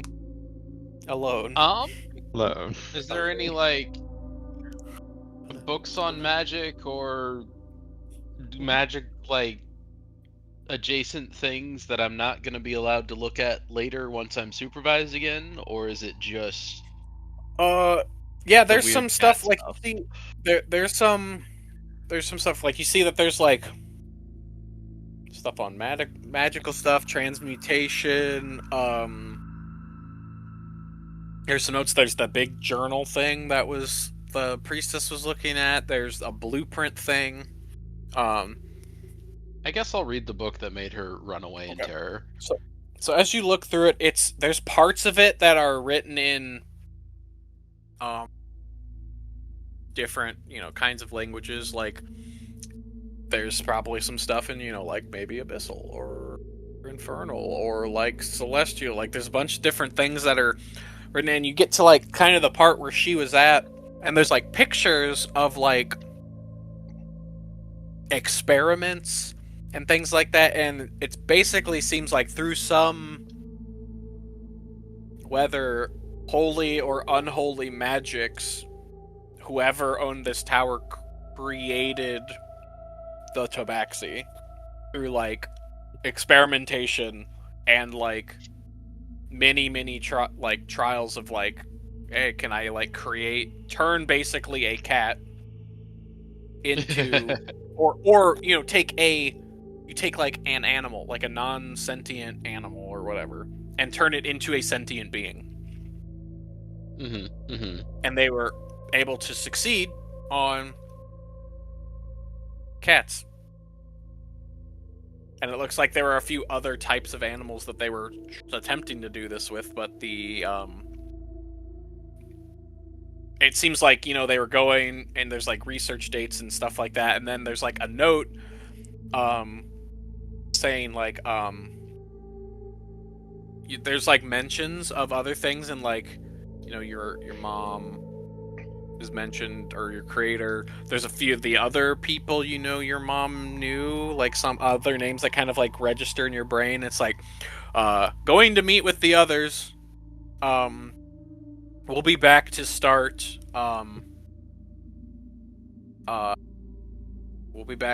trials. We'll seal the tower. I've let the few successful experiments loose on the island. Maybe they will propagate while I'm gone. Sort of a thing. And then it ends pretty abruptly, and like there are dates and stuff, and like from what you know about dates, like dates that you're familiar with, pretty much around the same time that your creator up and left.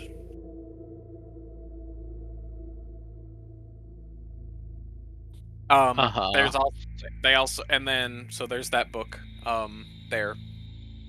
And it So what seemed I'm like there was hearing like a is- there was a big thing that all of the basically she says the maguses, all of the maguses we are meeting to go, we're finally going to try to accomplish our goal out in the far to the east. We're going far to the east to what was his name? To the to Azure's tower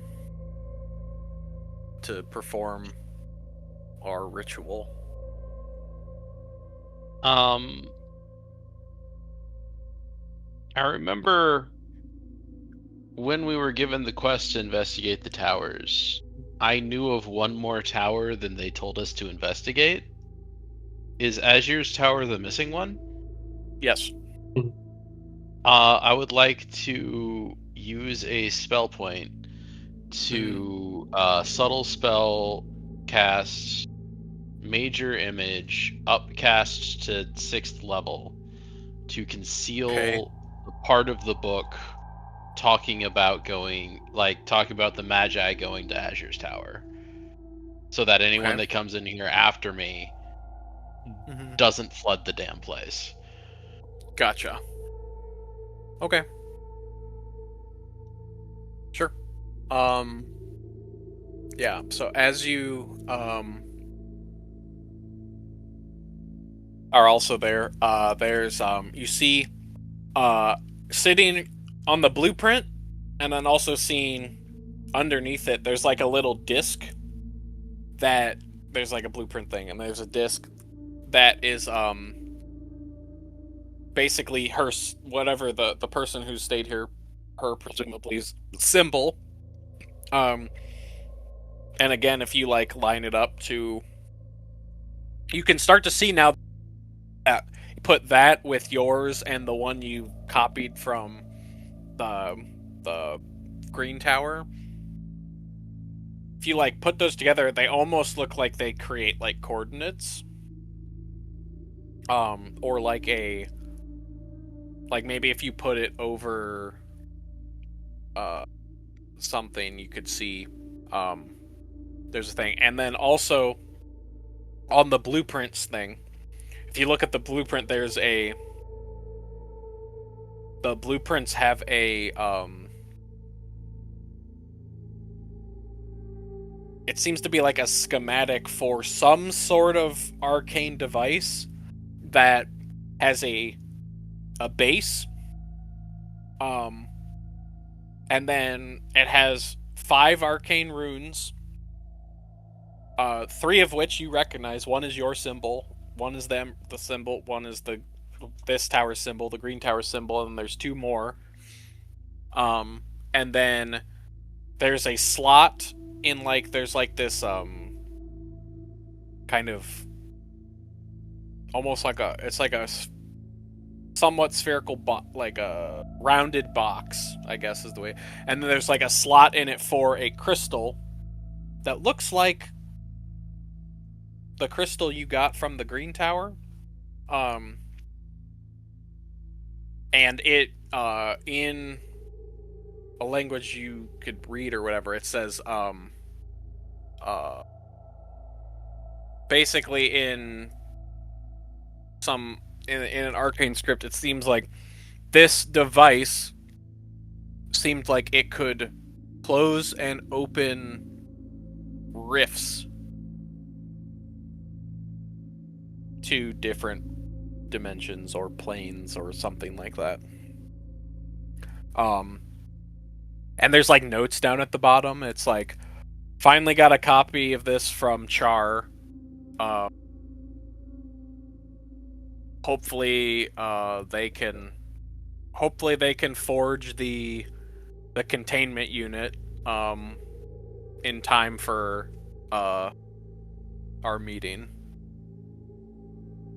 And then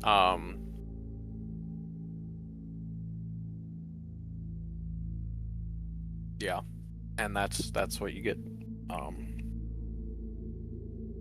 Those are the notes there.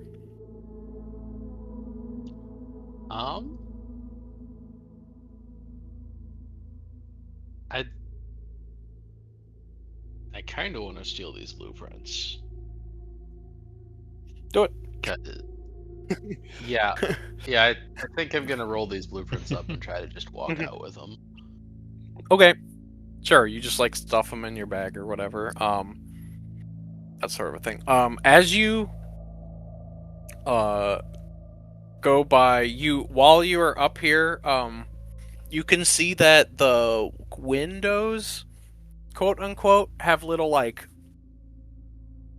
pulleys next to them. Like there's different sections of the wall, like walls that are the windows or whatever, that have the pulleys, like little pulleys next to them.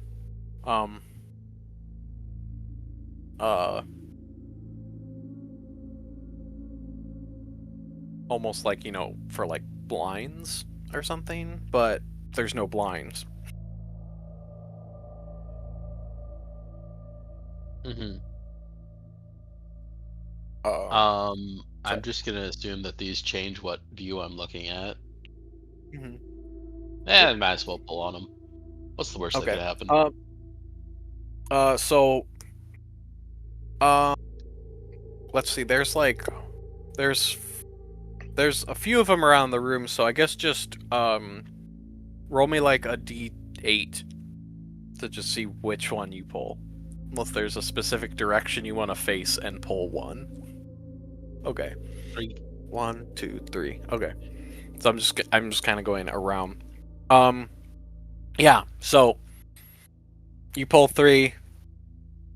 So as you pull it, so the window view, you pull it, so like it's like progressive. So like as you pull it, you can see it's facing. We'll say it's facing east, northeast. Yeah, northeast, east. Yeah, I guess that's 8. Yeah. So directly east. So it's there, and you pull it down a little bit, and like the snapshot zooms, and it's overlooking like some part of Storm Harbor. And if you pull it down a little farther, it zooms forward, and you can see the Green Tower. And then if you pull it down a little farther, it shoots out over like part of Blackvale. And if you just keep going, you'll go there. You'll hit like past the wall. So it's just over Blight. And if you pull it all the way down, you zoom out over the Blight, and you can see in the middle there's an island surrounded by water. Or duh, that's an island. But you can also see that there's this like yawn where you see the base of a tower, and above it there's just this yawning portal that is spilling blight out across the island. And then if you pull it down, if you keep pulling down, it like zips back up to the top.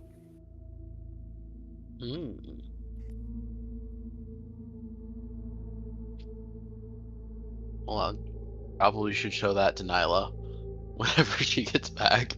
And then I'm just gonna like absent-mindedly also pocket a copy of the symbol here. Sure. So we will. I don't even realize I'm stealing, kind of thing. So we'll do a little wrap up here, and then we'll end. But we'll have so Nyla and Gus, you kind of go down like the priestess kind of goes down like to the next level or whatever, and she's just kind of like in a state of shock, and she's like, can't believe that is the origin of our people. This place. We were forged here by magic and who knows what else. This is quite the revelation. I don't know how to process this. I must talk with the sisters, and we need to figure out how we're gonna explain this to everyone. Maybe I should go get the book back. Go back up, and that is an important historical artifact at this point. Can Bertold I- listening in again. Can I make an insight to just see like what level of freaking out is this person? Yeah. Cool. But basically, are we at like she's having is- an existential crisis. Oh. Like, right. So what I'm trying to gauge, I guess, is like obviously this is overwhelming. Are we at like I'm about to do something horribly irrational levels of overwhelming? That's the just like in the moment trying to gauge the situation. she's not gonna like throw herself off of the tower or like she doesn't or, like, seem burn like the whole she's- place down or She okay. doesn't seem like she's not like devolved This into, is like, shock. madness. It's not like I'm going to burn down the world because it had Yeah. lies. Shock. I just found out my entire race was fabricated by some ancient wizard. Yeah. I don't know how to like rationally approach it. approach that concept. Like, Day drinking. Wait. No, that's a different Already on- tobacco. I'm already on top of that. And Casimir takes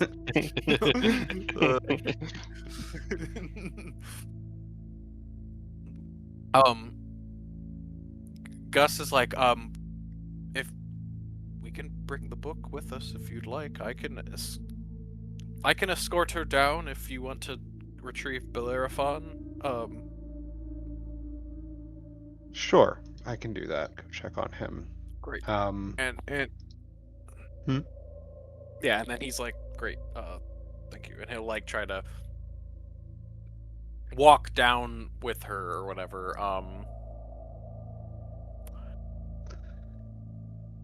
Bertold's keeping an eye on him.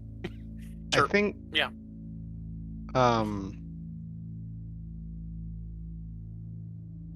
But as she goes to leave, Nyla just wants to say,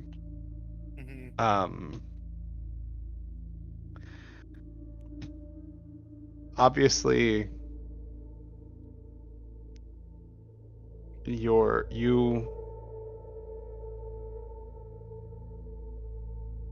you and the rest of your leaders must decide what's best for you, but I would feel amiss to not simply say your people are not where they came from or who created them necessarily. I wish you all the best. And then we'll just head up to Bellerophon. Okay. So they'll go down. So you go up, Bellerophon, you're there. You've just like saw this thing as the like cord thing like flies up. Nyla walks into the room. And I want to see something fucked up. I start zooming in onto the east again. So you see this window where it's like pushing in or whatever, and you get to like past the wall. You're like, yes, I've seen that before. And then it goes all the way through, and you see that's like I said, broken tower, giant portal of you just see abyss spilling into the material plane, basically. Like, I believe we may know which tower belongs to the what was it, the Blightbringer? Hey, don't look at me. My lady's got the desert underground. Oh, I'm not looking at you. I'm looking at that. yes. And it's like, it's the source of the blight, basically, is what you have discovered. Well, my queen will be most interested to learn of this, I'm sure. You want to see how the war's going? I pull the southeast to look at the Orklands. Oh, yes. So two things. As you go there, you see, you can go. There is an active battle between Black Veil soldiers and orcs. And then if you go farther, there is a group of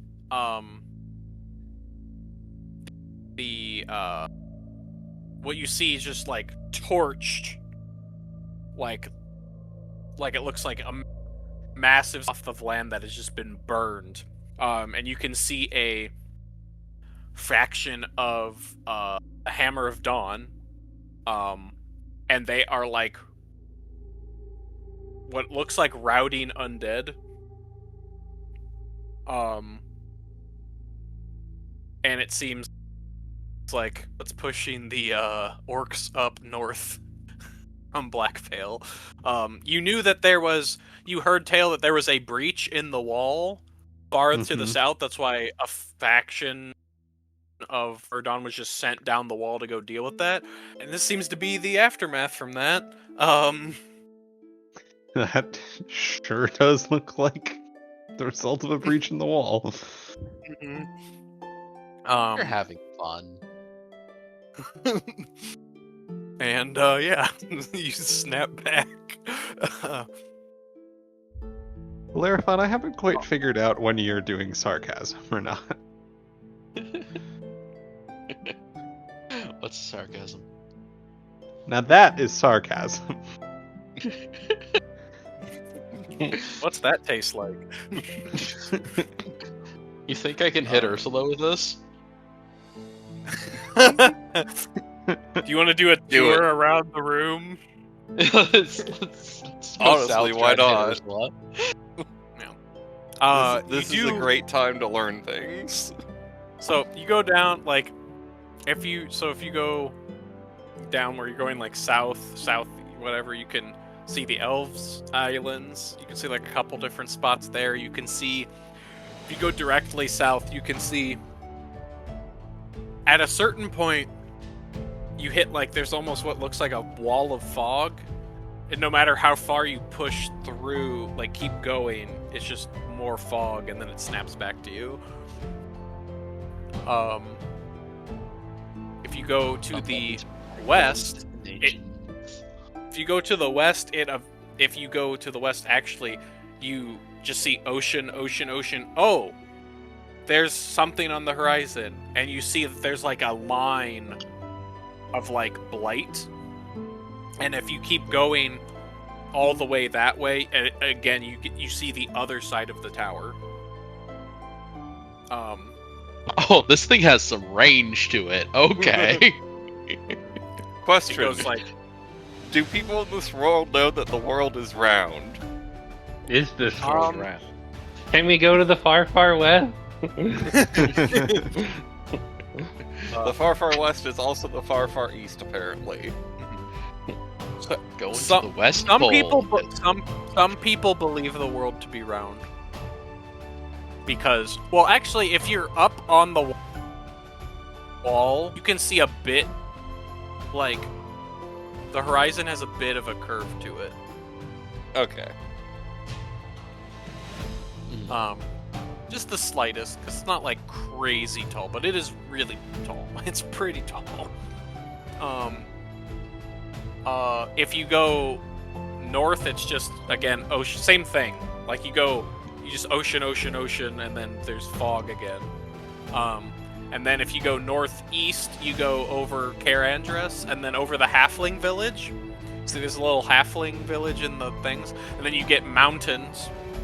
And then you see there's this big, like, molten volcano area, and you see a red tower up in this, like, volcanic rock all the way up there, yeah. And then that comes the circle.